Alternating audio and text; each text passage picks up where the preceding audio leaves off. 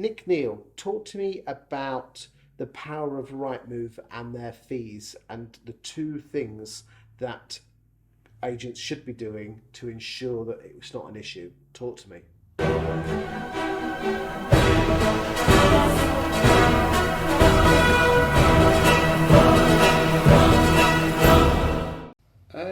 I don't particularly see that saying no to Rightmove is necessarily the right thing to do. I think Rightmove do a reasonably good job about exposing properties to the market. Yes, they kind of have a monopoly, which maybe they've exploited a little bit, and fees have got out of control.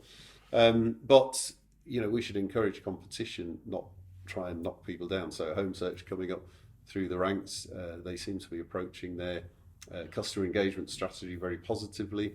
Zoopla are doing lots of different things, not just focusing on the portal front. So it's about understanding, as an agent, what is your primary objective? It's to work with vendors to sell their property, and you need to use a platform that's going to help you But do of that. course you're going to say that because you come under the Property Franchise Group umbrella, so you're going to be getting Rightmove damn sight cheaper than Mr. Joe Blogg's estate agent on the high street.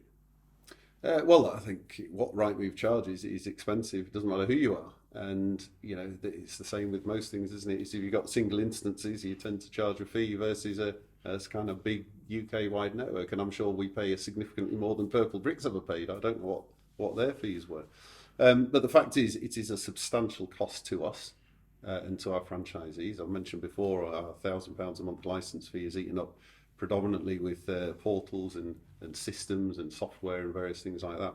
So it's not something that we can overlook or ignore, to be honest, Chris.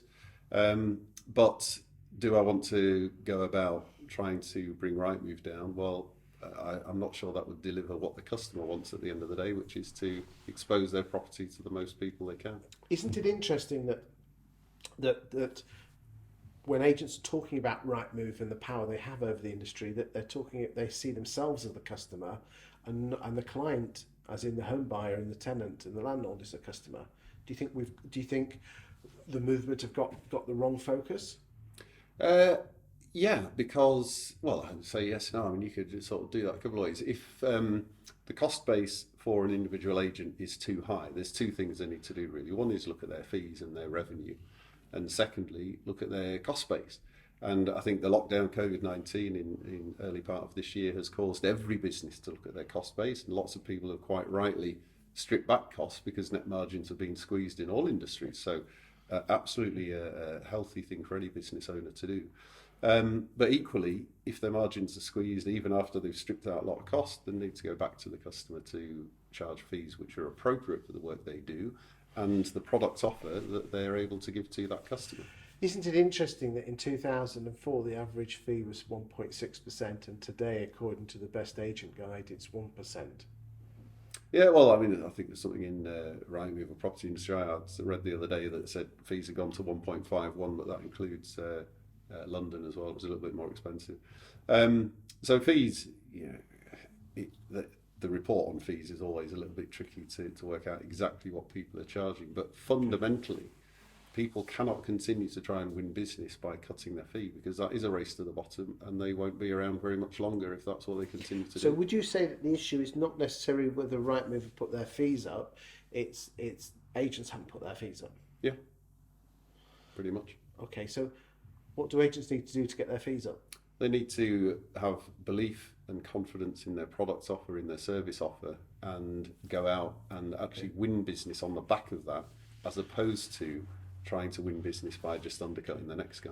Because it's interesting, I had Michael Bruce sat where you were literally a month ago, almost to the day, and I asked him why people had, why agents felt they needed to compete against Purple Bricks and pull their pants down, and he said almost the same, is that you didn't have to compete against us. No, it's just that they chose to. Yeah, and the thing is, again, you're matching a different service offer. So I say to customers when I was running my EweMove franchise in York, I'd go along, they'd have Purple Bricks out, and I'd go along and say, well, this is what we're going to do as EweMove, this is our service proposition. And people would say, I absolutely love what you've got, Nick, I really want that, but Purple Bricks are going to charge me £1,000, so can I have what you said at £1,000? And I just said no.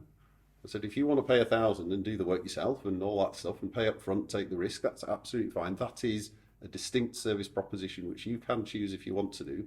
That costs £1,000. If you want my service, well, you don't pay anything up front, you don't take the risk. But when I get you a result, you pay me a healthy fee.